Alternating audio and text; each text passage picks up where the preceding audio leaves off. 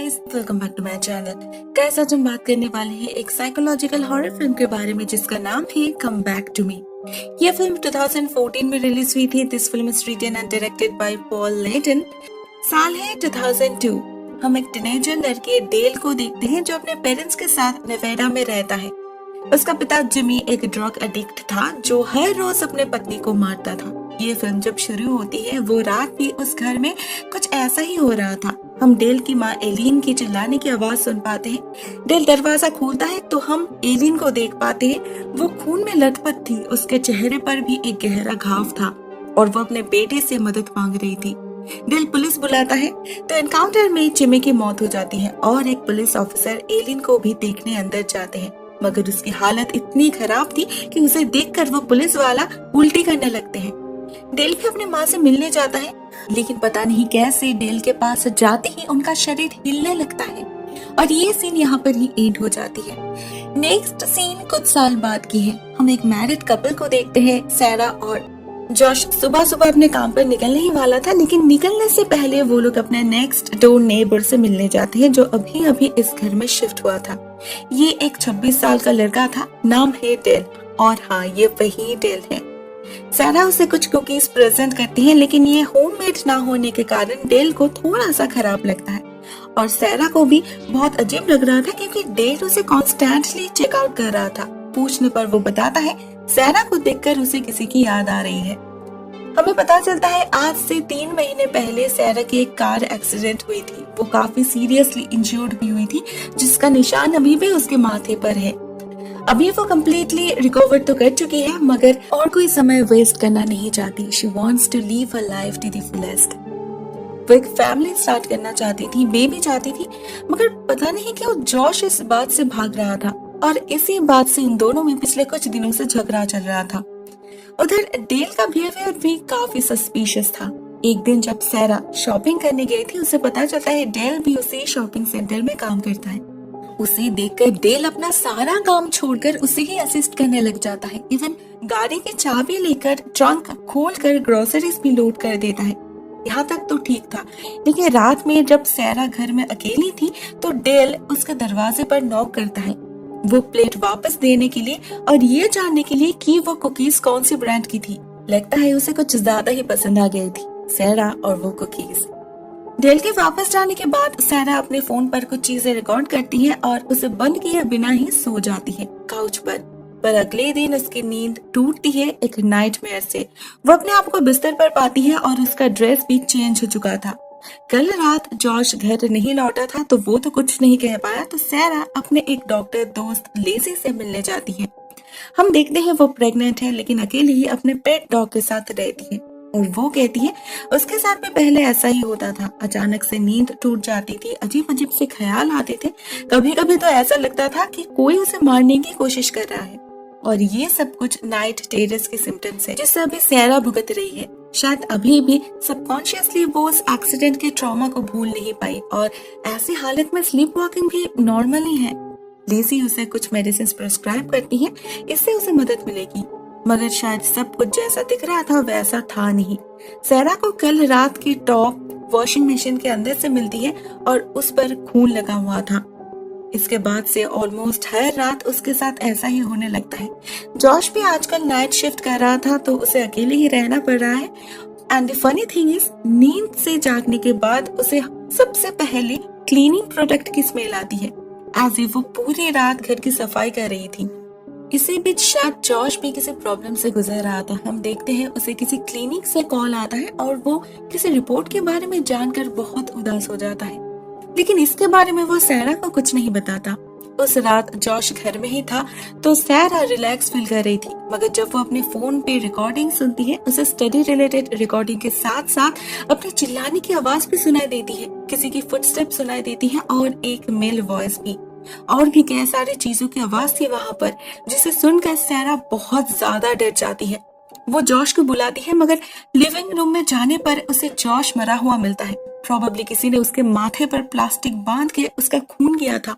सैरा उसे बचाने जाती है तो कोई उसे भी खींच कर कमरे में ले जाता है और उसके बाद हमें सिर्फ उसकी चिल्लाने की आवाज सुनाई देती है। इतना सब कुछ होने के बाद सैरा को पता चलता है वो नींद में थी। सपना देख रही थी। असल में वो तो जॉश के साथ काउच पे ही सो गई थी। जॉश को भी कुछ डिसोरिएंटेड फील हो रहा था, बिल्कुल सैरा की तरह ही, लेकिन वो इतना ध्यान नहीं देता। मगर सैरा की हालत बहुत खराब थी। एक सपना इतना रियलिस्टिक कैसे हो सकता है, और उसका फोन भी तो टूटा हुआ है जिसके बारे में उसे कुछ याद नहीं। ऐसे ही 2 हफ्ते बीत जाते हैं। सैरा के साथ हर रात ऐसा ही हो रहा है। हर रात उसे लगता है कोई उस पर हमला कर रहा है, उसे मारने की कोशिश कर रहा है, मगर क्लियरली उसे कुछ भी याद नहीं रहता। और इस सब में सबसे इंटरेस्टिंग बात यह है, उसके माथे का स्कार गायब हो चुका है। इसके बारे में तो लेसी के पास भी कोई एक्सप्लेनेशन नहीं है। शायद जॉश अपने पत्नी की हालत को समझ पा रहा था, इसीलिए वो उसे लेकर कुछ दिनों के लिए घूमने जाता है। कभी कभी जगह चेंज करने से सब कुछ ठीक हो जाता है, और इस बार भी ऐसा ही होता है। वो लोग 1 हफ्ते तक एक लग्जूरियस होटल में रुकते हैं, और ये 7 दिन सैरा को कोई प्रॉब्लम नहीं होती। तो उसे भी ये लगने लगता है कि शायद वो कुछ ज्यादा ही स्ट्रेस ले रही थी, और उसके वजह से ही उसके साथ ये सब कुछ हो रहा था। मेंटली वो काफी रिलैक्स फील कर रही थी, मगर अभी उसकी तबीयत ठीक नहीं लग रही थी। उसे वॉमिटिंग फील होने लगा था। घर लौटने के बाद उसके साथ मुलाकात होती है डेल की, जो उससे बहुत ही वियर्ड तरीके से बात करता है। पूछता है वो पूरे 1 हफ्ते से कहाँ थी। सवाल तो वो ऐसे कर रहा था जैसे सैरा उसकी गर्लफ्रेंड हो। उसकी बात करने के तरीके से सैरा को शक होता है, ये बंदा कहीं उसे स्टॉक तो नहीं कर रहा। तो डेल के निकल जाने के साथ साथ सैरा उसके घर जाती है पीछे के रास्ते से। घर की हालत बहुत खराब थी। किचन में चीजें बिखरे पड़े थे, और शेल्फ में कई सारे कुकीज और पॉपकॉर्न्स के पैकेट स्टोर किया गया था, वो भी उसी कंपनी की जो सैरा पसंद करती थी। टेबल के ऊपर कुछ फोटोज भी थी जो डेल की माँ एलिन की थी, लेकिन हर एक फोटो के पीछे कुछ न कुछ लिखा हुआ था। इसके अलावा भी सैरा को उसके रूम में एक बॉक्स मिलता है जिसके अंदर बहुत सारे चाबी थी, जिसमें से एक उसकी भी थी।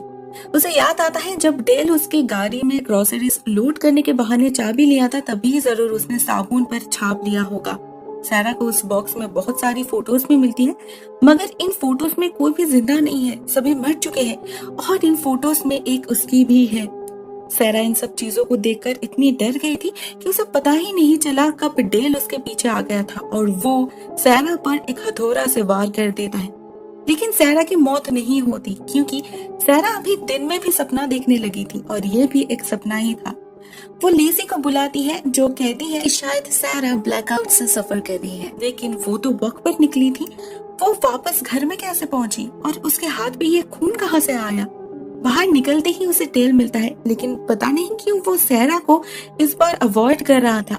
फिर भी सैरा उससे पूछती है क्या उसने उसे देखा है, क्या वो रास्ते पर बेहोश हो गई थी, मगर डेल कहता है वो पूरा समय यहाँ पर ही था और सैरा घर से निकली ही नहीं। वो लोग जब बात कर रहे थे तब वहाँ पर जा पहुँचती है लिसी, जो डेल को जानती थी, क्योंकि डेल पहले उसके घर में ग्रोसरीज डिलीवर करता था, लेकिन जब से उस घर में वो डॉगी आई है तब से वो और नहीं जाता, बिकॉज ही हेट्स डॉग।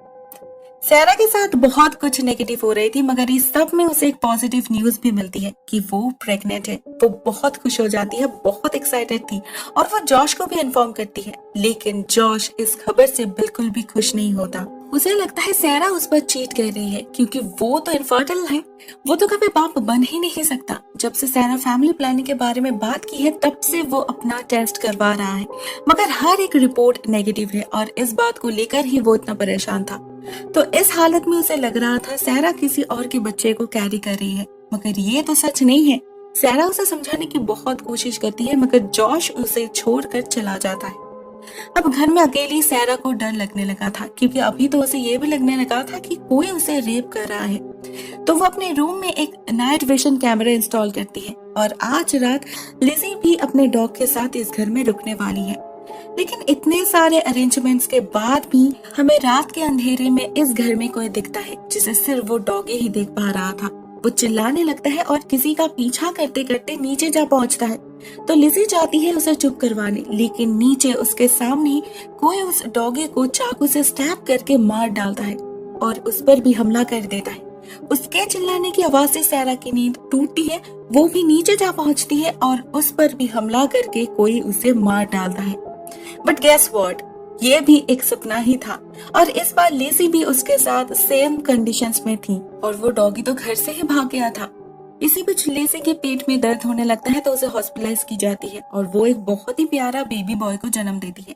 मगर ये बच्चा उसके किसी भी बॉयफ्रेंड की तरह दिख नहीं रहा था।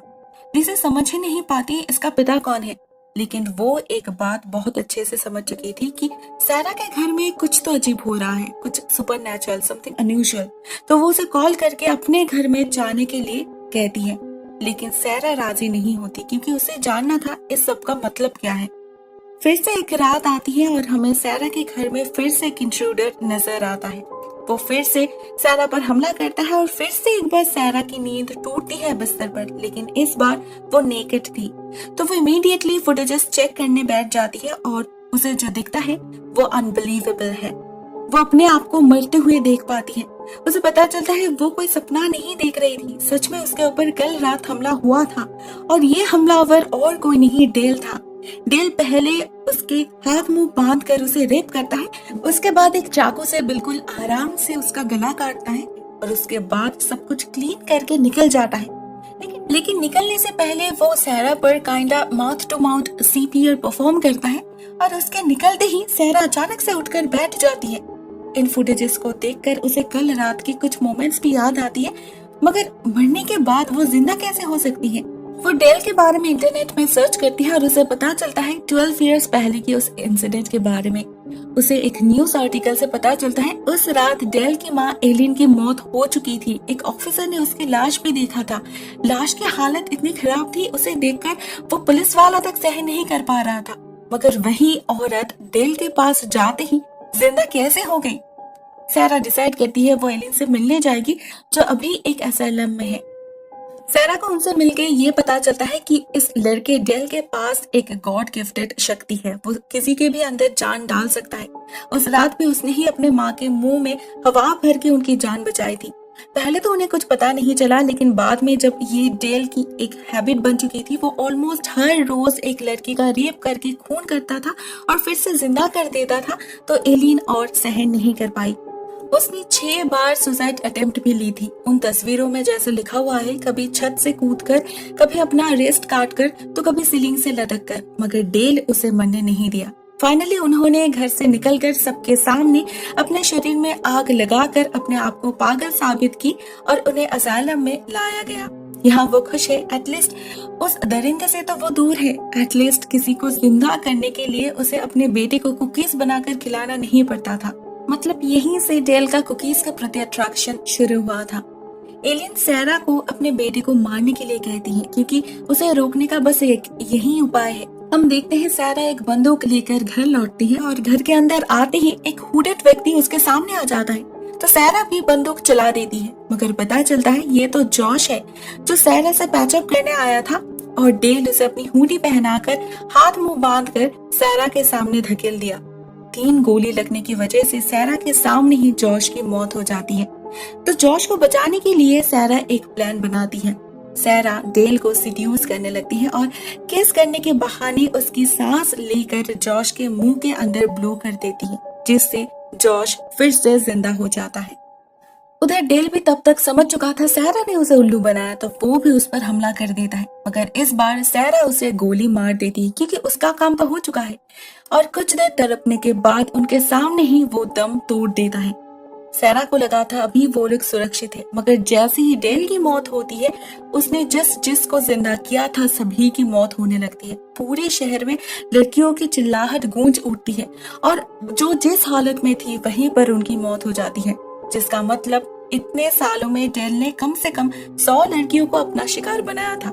हमें सारा और जॉश की लाश दिखती है, साथ में एलिन की भी, लेकिन उनके साथ हमें लिज़ी की लाश भी दिखती है। मतलब वो भी शायद कभी अनजाने में ही डेल का शिकार बनी थी, लेकिन उसके बच्चे को कुछ भी नहीं हुआ और यहाँ पर ही ये फिल्म एंड हो जाती है। फिल्म के लास्ट सीन में कैमरा उस बच्चे पर फोकस करता है जो बिल्कुल डेल की तरह दिख रहा है। हो सकता है उसके अंदर भी डेल की सुपर पावर मौजूद है। डेल ने तो गलत रास्ता अपनाया था, होपफुली उसका बेटा ऐसा नहीं करेगा। इसी होप के साथ ये फिल्म एंड हो जाती है। मैं भी इस वीडियो को एंड करती हूँ यहाँ पर ही। Thank you so much for watching this video.